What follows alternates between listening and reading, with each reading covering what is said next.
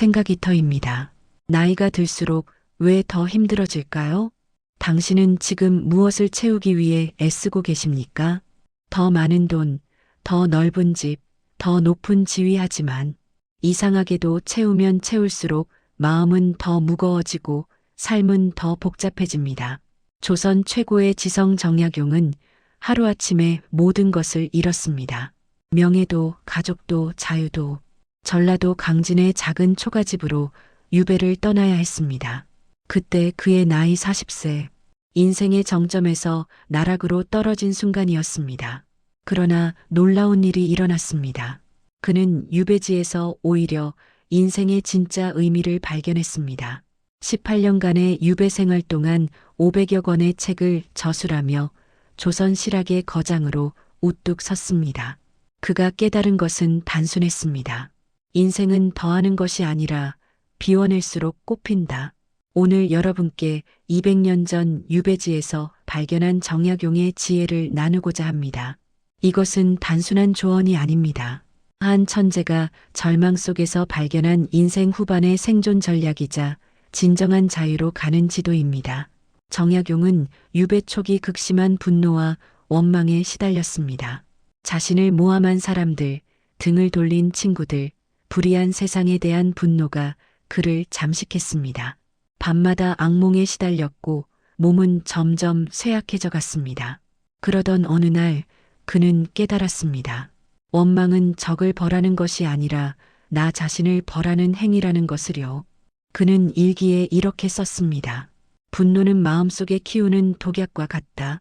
상대를 죽이려다 결국 내가 먼저 죽는다. 현대 신경과학은 정약용의 통찰이 정확했음을 증명합니다. 만성적인 분노와 원망은 스트레스 호르몬을 과다 분비시켜 면역 체계를 약화시키고 심혈관 질환의 위험을 높이며 수면 장애를 유발합니다. 당신이 밤에 잠을 이루지 못하는 이유는 나이 때문이 아니라 마음속에 쌓인 감정의 쓰레기 때문일 수 있습니다.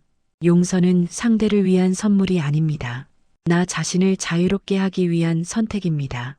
용서한다는 것은 상대의 잘못을 인정하는 것도 그들과 다시 관계를 회복하는 것도 아닙니다.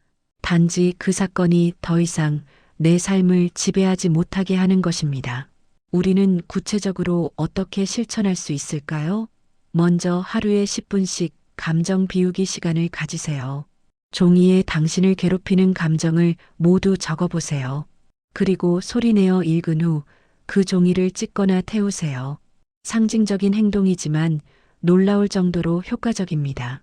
마음속 감정에 형태를 부여하고 그것을 물리적으로 파괴하는 행위는 뇌에 강력한 신호를 보냅니다. 정약용이 용서를 실천하자 놀라운 변화가 일어났습니다. 잠이 깊어졌고 만성 두통이 사라졌으며 무엇보다 책을 쓸 수 있는 정신적 여유가 생겼습니다. 비워낸 마음의 공간에 창조성이 자리 잡았습니다.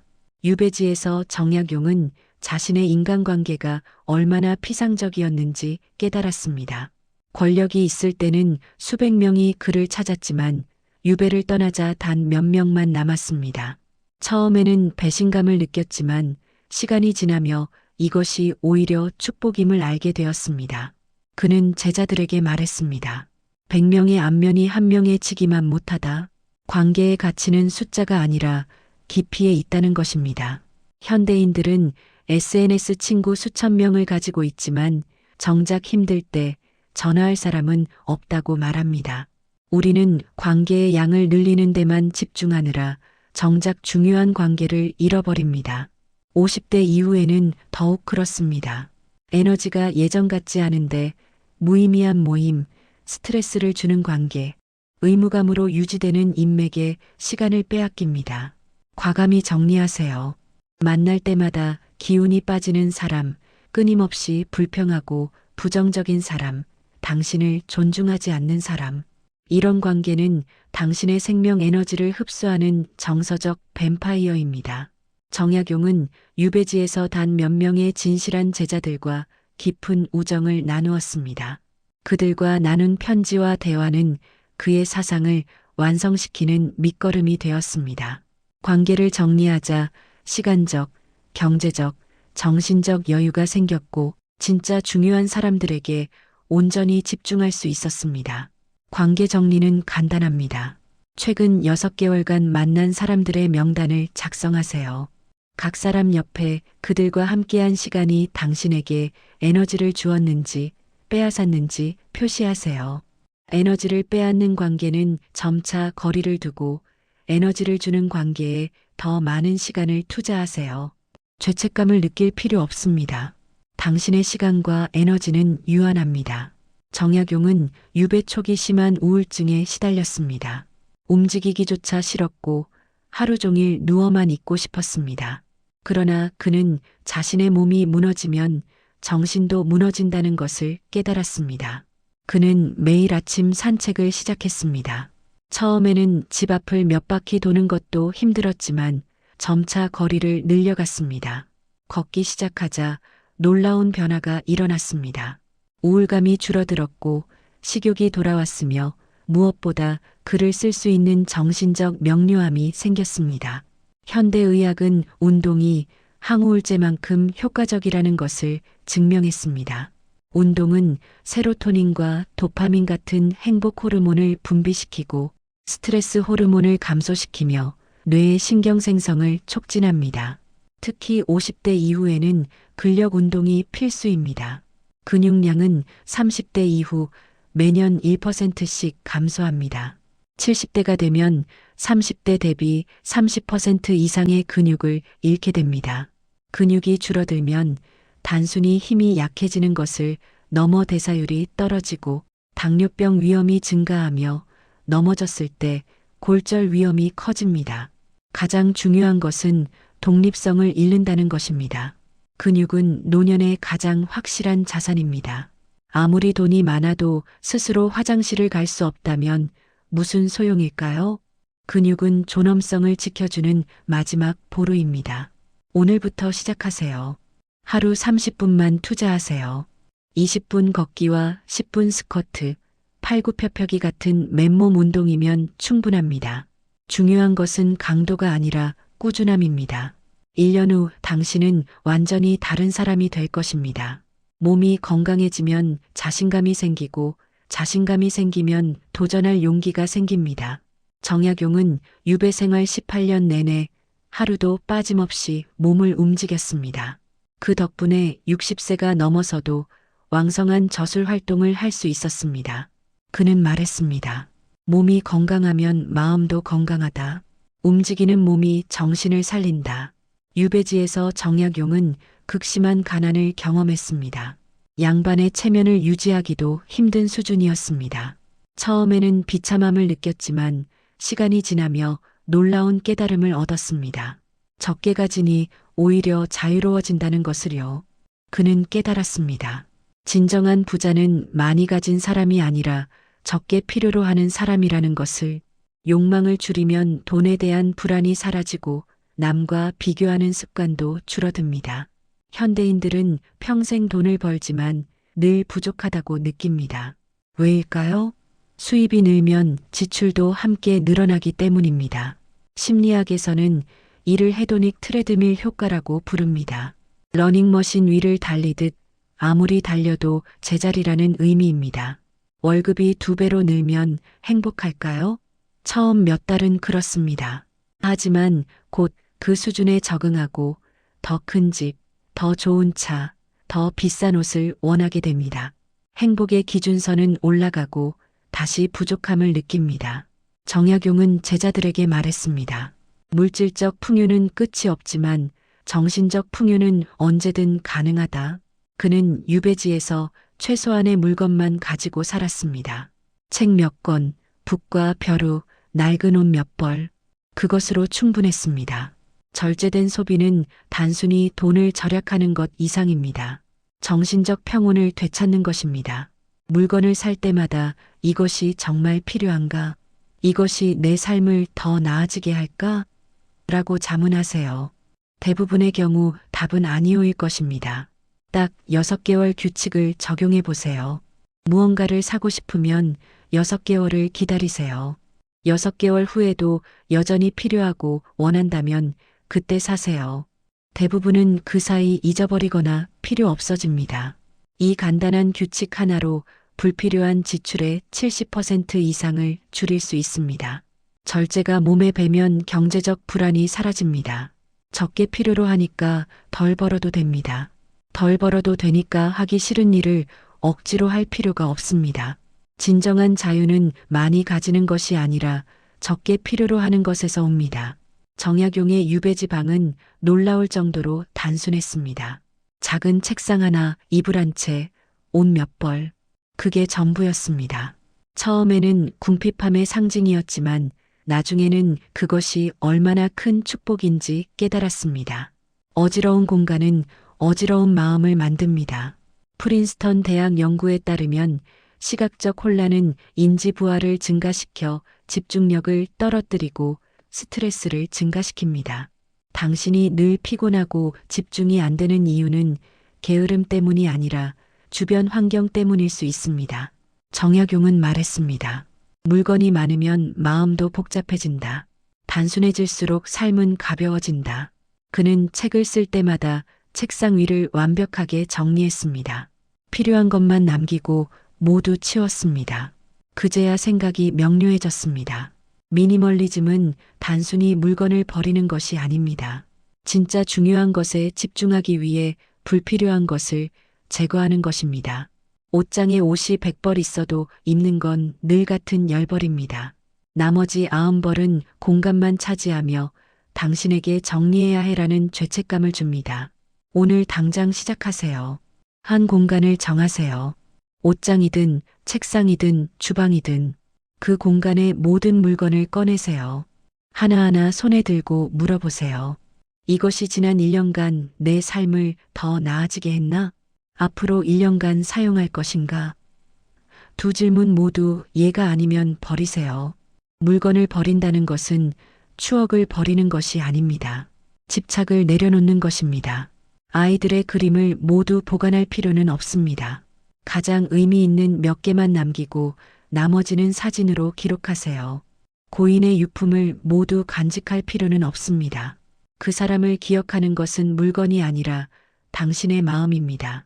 정약용은 유배에서 돌아올 때 가져간 것보다 더 적은 물건을 가지고 왔습니다.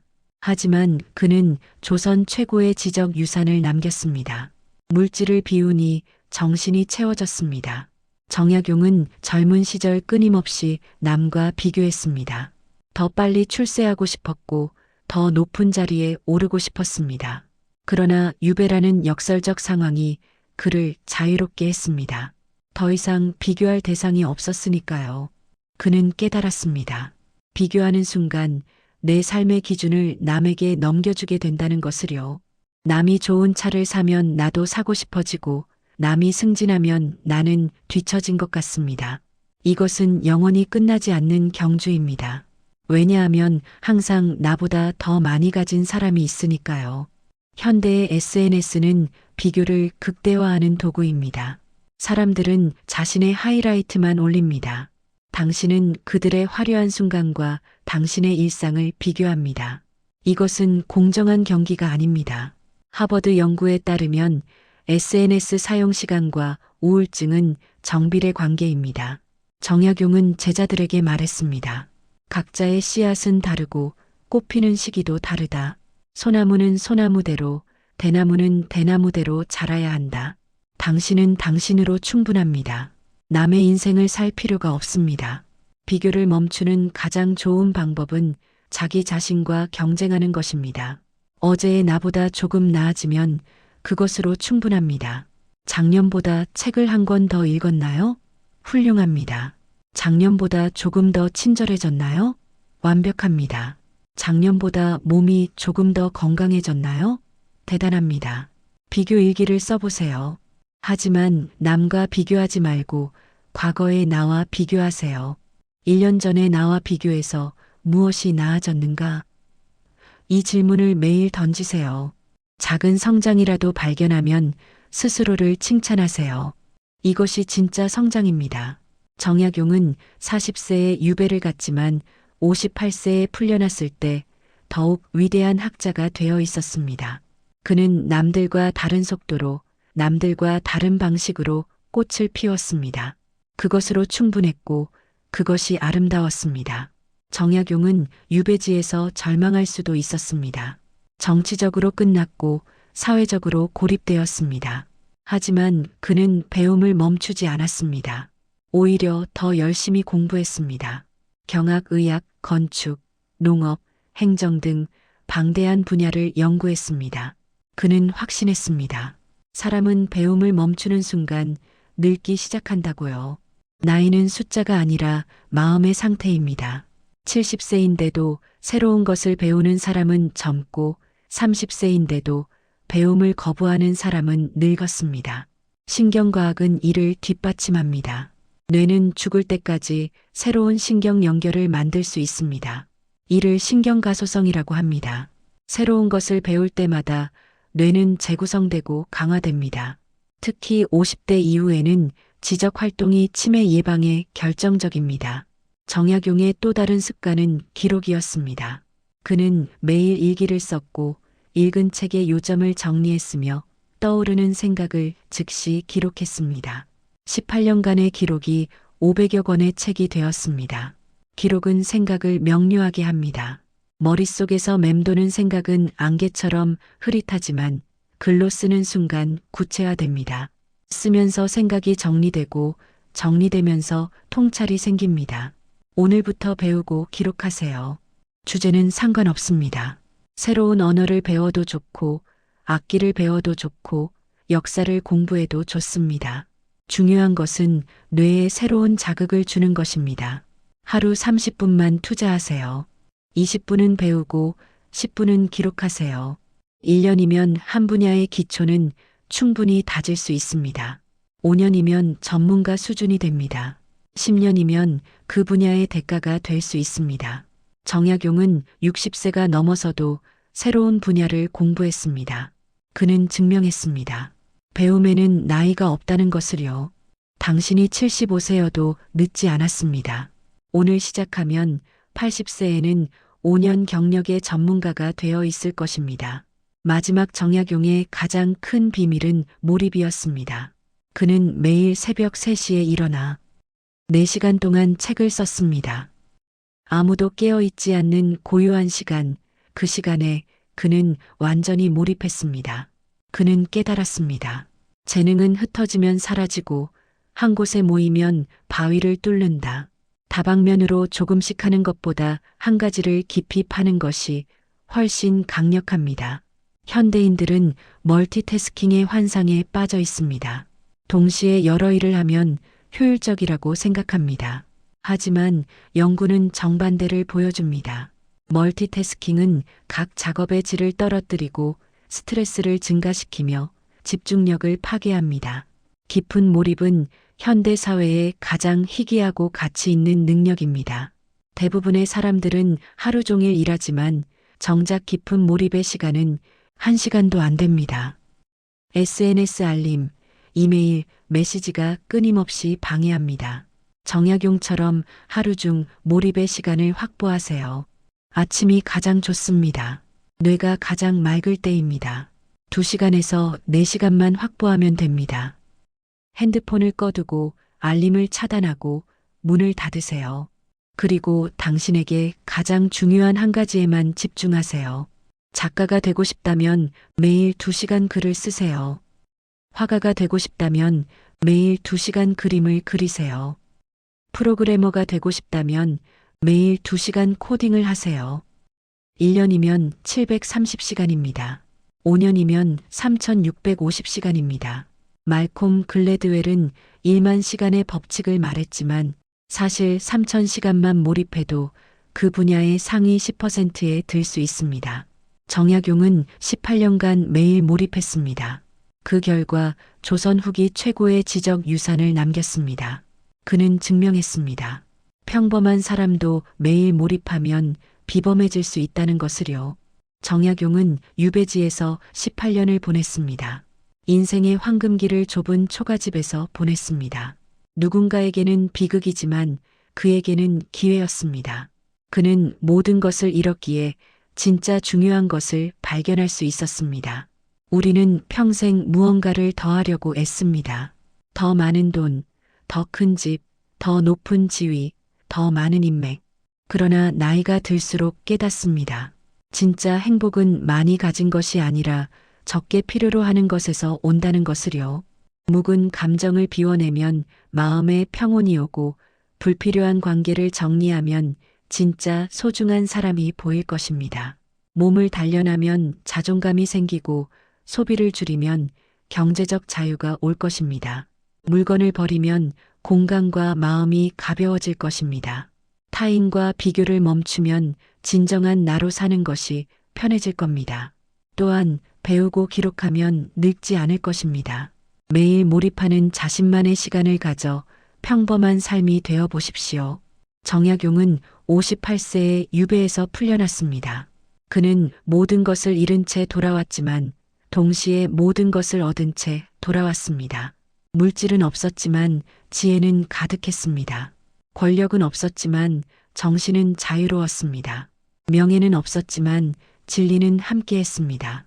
그는 말년에 이렇게 썼습니다. 유배는 내 인생 최고의 선물이었다.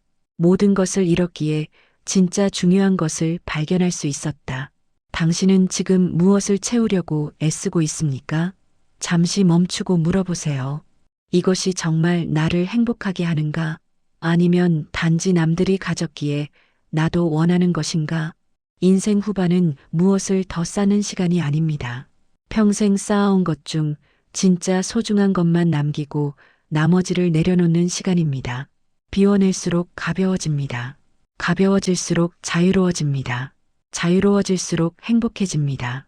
200년 전 유배지에서 정약용이 발견한 진리는 오늘날에도 유효합니다. 아니, 복잡하고 혼란스러운 현대 사회에서 더욱 절실합니다. 당신의 인생 후반은 아직 시작되지 않았습니다.